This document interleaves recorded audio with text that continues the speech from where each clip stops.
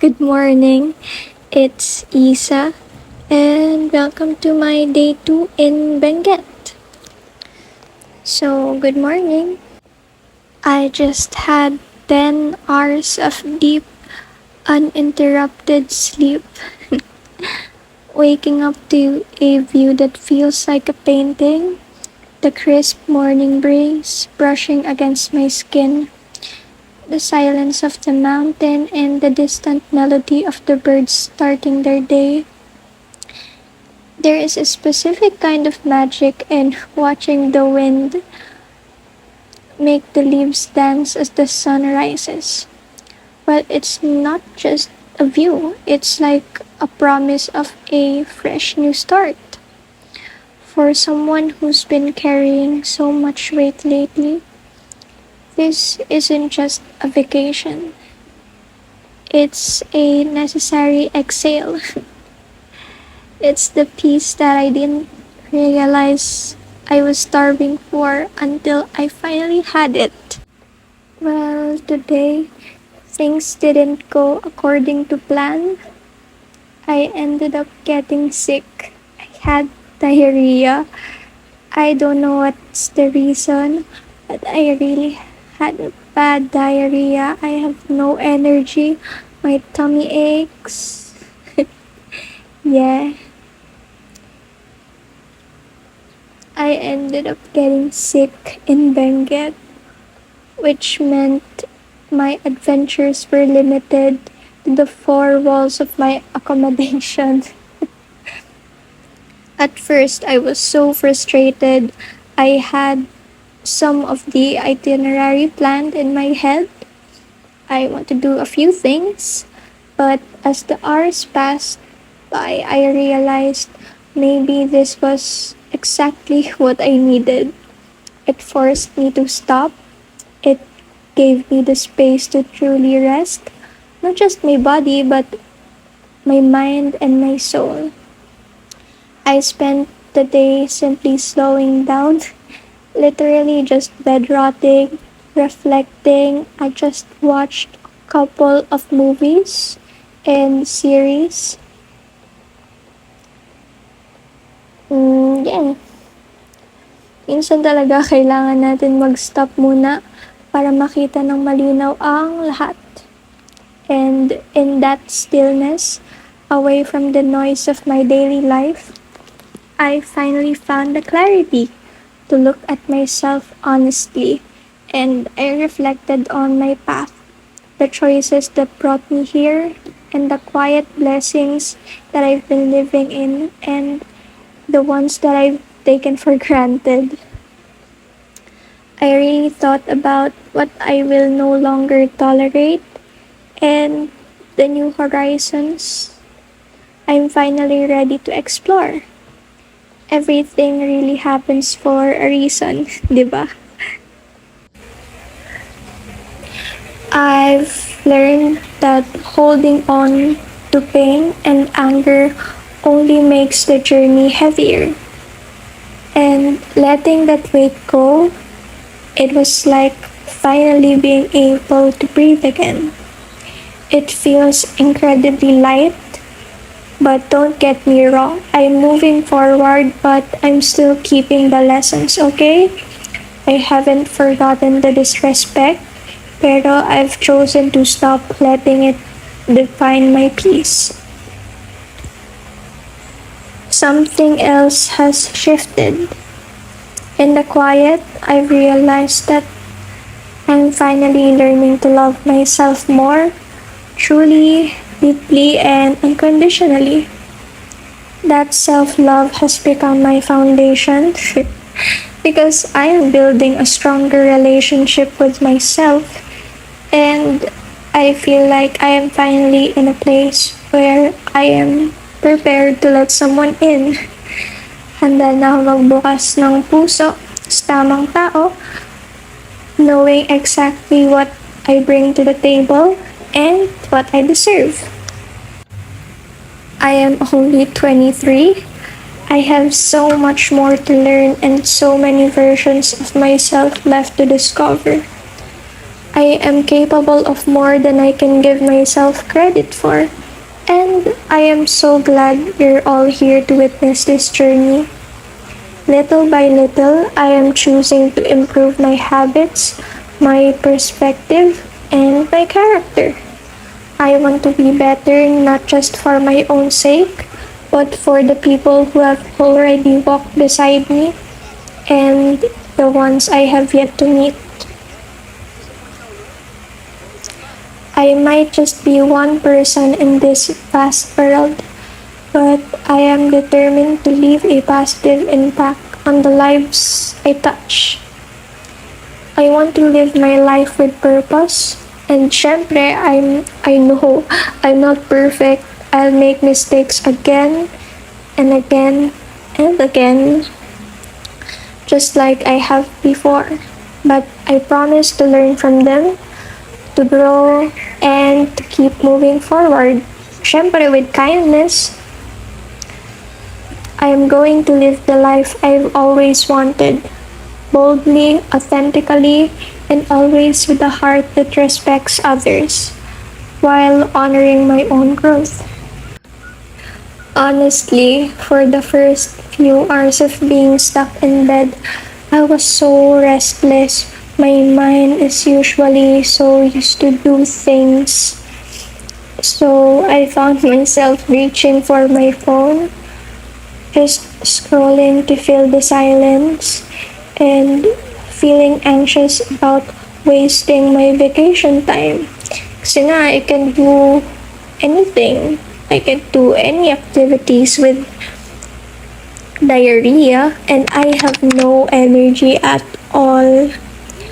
Pero na-realize ko that restlessness is the problem. I've been living in a state of constant noise, always feeling like I have to prove my worth through productivity. So I forced myself to just rest.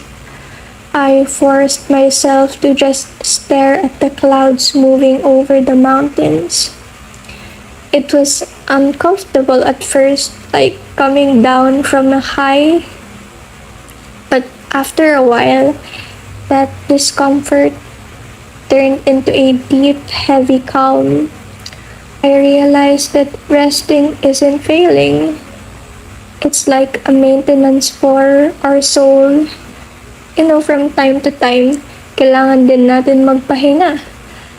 And kailangan natin magpahinga para makapag-isip ng tama. I think at 23, we're taught that we have to have everything figured out.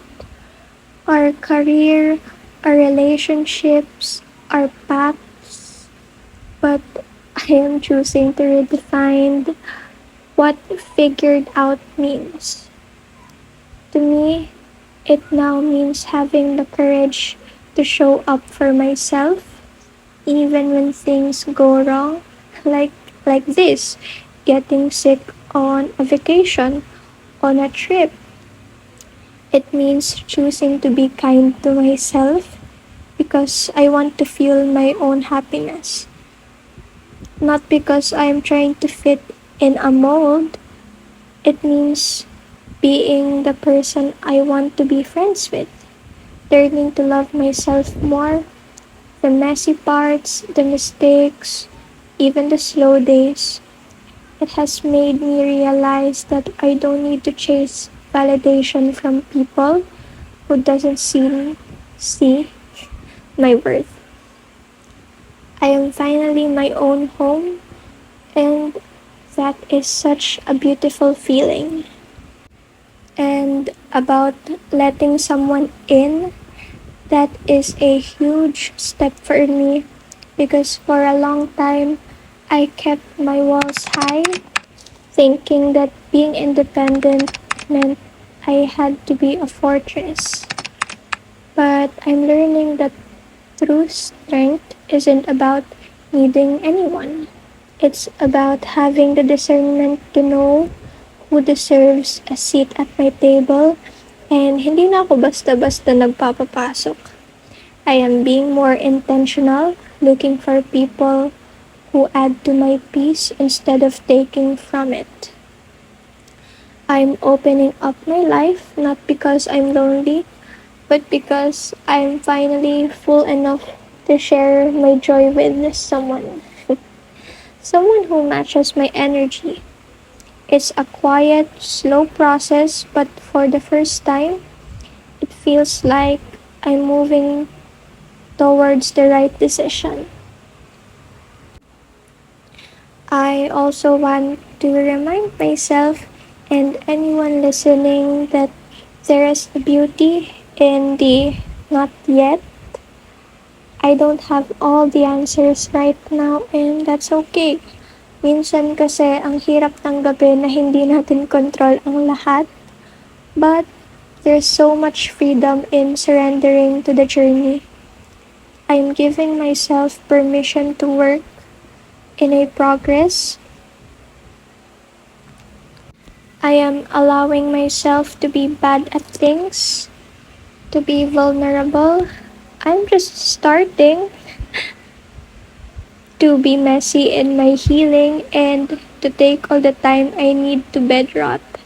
Well, if that's what my soul is calling for, my life is mine to write, and I'm no longer in a rush to reach the finish line. I'm just enjoying the view, one sunrise at a time. As I look at the horizon one last time before I head back to my reality, I feel a sense of gratitude that I haven't felt in a very long time. This trip has taught me that sometimes you have to be forced to stand still to finally see where you're going. I'm leaving this place with a lighter heart, a clearer mind, and a promise to myself that I will continue to protect this peace, no matter how busy life gets. It's not just about the beautiful view, it's about the person I'm becoming while watching it. I am ready to face whatever comes next, armed with the lessons I've gathered here. And I am genuinely excited for the chapters that are yet to be written. And I'm so excited to go back home and, do everything that I've learned and use every lesson. Hi, I am currently at Mesa and I'm going to eat dinner. I ordered sinigang na salmon head. Maasid pa rin ako pero gusto ko na sinigang para kaninang morning ko pa gusto ng sinigang. Ayun. I bought this jacket kanina sa pen shop. Wala, nagandahan ako sa kanya. So, I bought it. Yung pagkakita ko, pagdaan ka ng pen shop, tapos nakita ko sa mannequin. So, ang ganda. Tapos, may isa pa dapat yung bibilin bago to. Tapos, hindi kasya sa akin.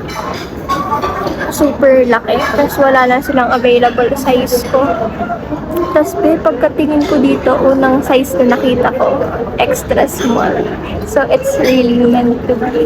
Kaya, binili ko na. So, that's it for today and see you on my next adventure. Bye!